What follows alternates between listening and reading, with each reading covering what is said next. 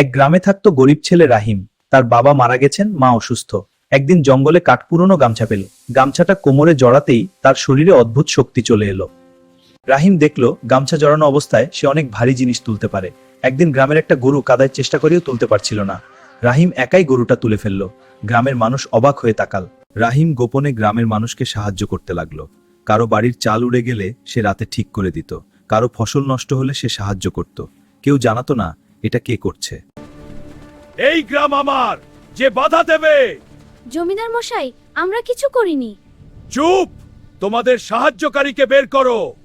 জমিদার গ্রামের মানুষের ফসল কেড়ে নিতে চাইল। থামো, আমি রাহিম, তোমাদের ডাকতে পারলো। গামছা জড়িয়ে সে জমিদার লোকদের আটকে দিল। জমিদার ভয় পেয়ে পালিয়ে গেল। জমিদার চলে যাওয়ার পর গ্রামের মানুষ রাহিমকে ধন্যবাদ দিল। রাহিম বলল, আমি একা কিছু করিনি, আপনারা সবাই মিলে থাকলে কোনো জমিদার আপনাদের কিছু করতে পারবে না। সবাই মিলে হাসলো।